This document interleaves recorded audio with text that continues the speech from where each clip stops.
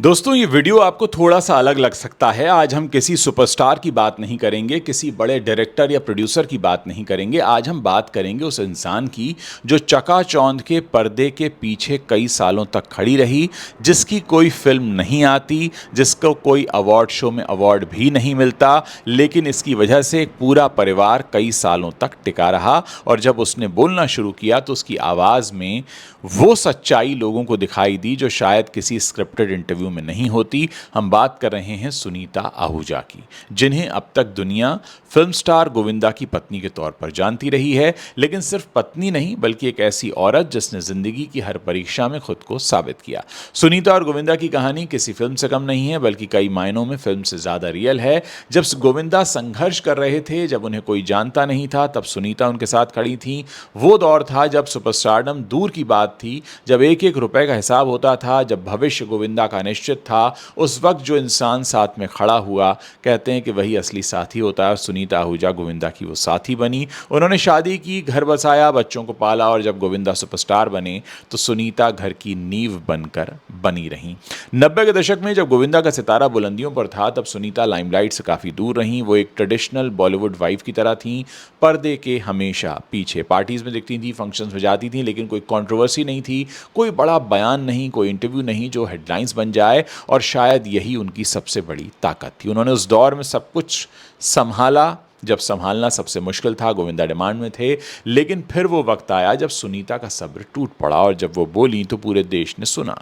गोविंदा पर एक एक्ट्रेस के साथ अफेयर के आरोप लगने लगे, और ये खुद उनकी पत्नी ने लगाया। और ये कोई छोटी मोटी गॉसिप नहीं थी दोस्तों।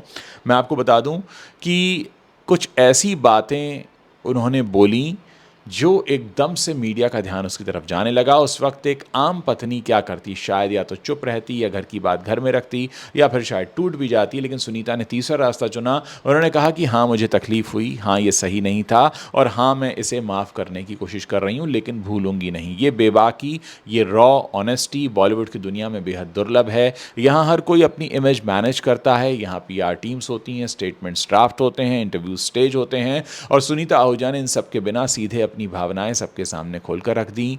भारत में दोस्तों लाखों औरतें हैं जो कई बार इस तरह की परिस्थितियों का शिकार हो जाती हैं, लेकिन वो चुप रहना सही समझती हैं, वो अपने दर्द को दबाती हैं। सुनीता ने उनके लिए एक अलग तरह की मिसाल खड़ी की, चाहे उन्होंने ऐसा जानबूझकर किया हो या नहीं। अब बात करते हैं कृष्णा वाले मैटर की, जो कृष्णा अभिषेक के साथ गोविंदा का कथित तौर पर कहते हैं कि पारिवारिक विवाद रहा। कृष्णा अभिषेक जो कि कॉमेडियन हैं, एक्टर हैं, उनके साथ गोविंदा का रिश्ता टूटने की खबर जब सामने आई तो लोग दंग भी रह गए, क्योंकि गोविंदा ने ही कृष्णा को इंडस्ट्री में आगे बढ़ाया था। वो उनके भांजे हैं, उनकी माँ गोविंदा की बहन रही हैं। और सबसे बड़ी बात यहाँ पर यह है कि इसमें कहा गया कि सुनीता आहूजा भी उनसे नाराज़ हैं, और बार बार ये कहा गया कि कृष्णा अपनी पॉपुलैरिटी को बढ़ाने के लिए इस तरह के एक्ट्स करते हैं अपने टीवी शो में, जिसमें गोविंदा का मजाक उड़ता रहे। और ये ठीक वही समय था जब गोविंदा का करियर भी नीचे जा रहा था।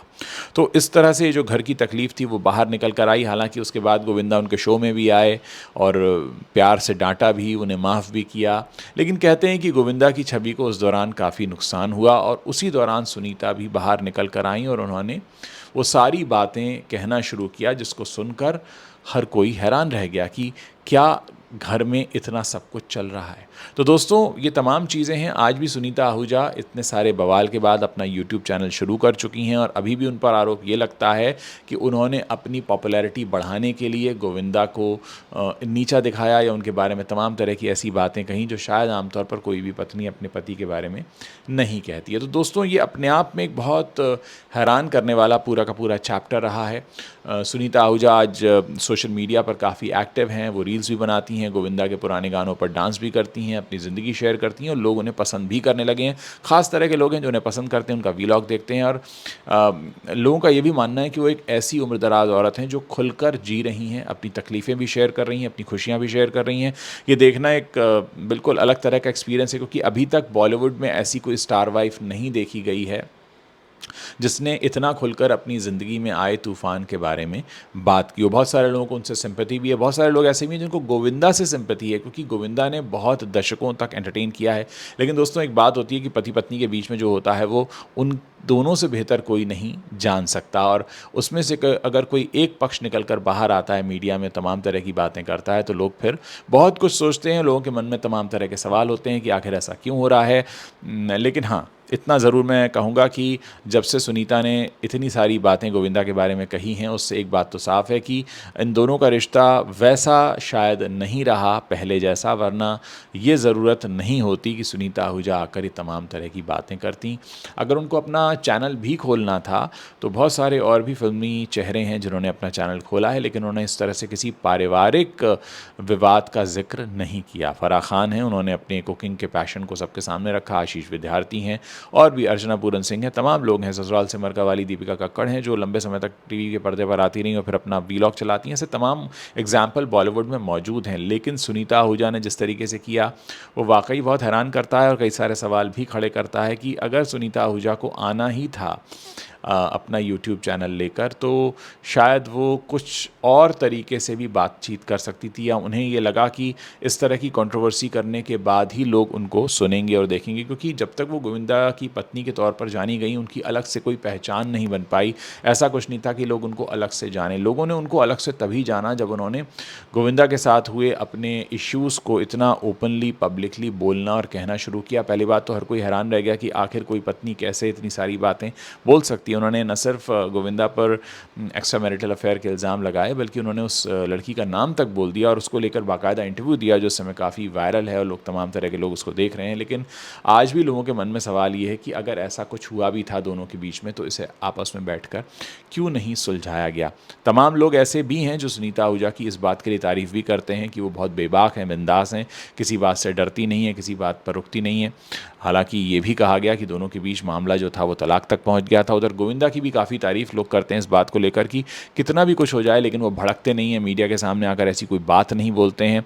इनफैक्ट एक बार तो उनको माफ़ी तक मांगनी पड़ी, क्योंकि ऐसा कहा गया कथित तौर पर कि उनके घर के जो पंडित जी हैं, जहाँ उनके घर में पूरा पूजा पाठ वगैरह कराते हैं, उनके बारे में काफ़ी कुछ ऐसा बोल दिया सुनीता आहूजा ने, जिसको लेकर उनको ये लगा कि अब मुझे आकर इसका क्लैरिफिकेशन देने की ज़रूरत है। तो गोविंदा सामने आए हैं, चाहे वो उनके भांजे कृष्णा से रिलेटेड इश्यूज़ रहे हों या उनकी पत्नी से रिलेटेड इश्यूज़ रहे हों, समय समय पर वो आते रहे हैं, अपनी बात रखते रहे हैं और बार बार उन्होंने इस बात को साबित किया है कि वो काफ़ी शांत स्वभाव के हैं, भड़कते नहीं हैं। उनके नाम पर फिल्म भी बन रही थी, उसको लेकर भी उन्होंने एक बॉलीवुड के बड़े फिल्मकार को, इनसाइडर को आड़े हाथों लिया और तमाम तरह से अपनी बातें रखी। लेकिन कुल मिलाकर ये जो पूरा का पूरा एपिसोड है दोस्तों, फिर चाहे गोविंदा और सुनीता आहूजा की बात हो या गोविंदा और कृष्णा की बात हो, ये हमें बताता है कि आम तौर पर जैसा परिवारों में होता है वैसा ही फिल्मी दुनिया में भी होता है। फिल्मी दुनिया के जो परिवार हैं वो आम लोगों के परिवारों से अलग नहीं हैं। हम अगर अपने आसपास नज़र डालकर देखेंगे तो हमें अपने आसपास ऐसी कई फैमिलीज़ दिख जाएंगी, ऐसे कई लोग दिख जाएंगे जिनके घरों में इस तरह की चीज़ें होती हैं। तो कुल मिलाकर इतनी सारी बातें आपसे करने का मकसद मेरा बस यही था कि जो कुछ भी गोविंदा और सुनीता के बीच में हुआ है, जिस तरह से निकल कर सामने आया है, ऐसा ही होता है अक्सर जब दर्द हद से आगे बढ़ जाता है तो फिर सहने वाले को पता नहीं रहता और उसे लगता है कि मुझे दुनिया को बताने की ज़रूरत है। लेकिन दुनिया तमाशा देखती है, इससे हल कोई निकलता नहीं है। हल असल में दोनों को बैठकर ही निकालना पड़ता है। उम्मीद करते हैं ये सारी बातें समझ में आई होंगी आपके, और आप इस पर अपनी जो भी राय रखते हैं, आप अपनी राय मेरे इस वीडियो के नीचे कमेंट सेक्शन में वहाँ लिख कर दे सकते हैं। साथ ही अपना नाम और अपने शहर का नाम लिखना मत भूलिएगा।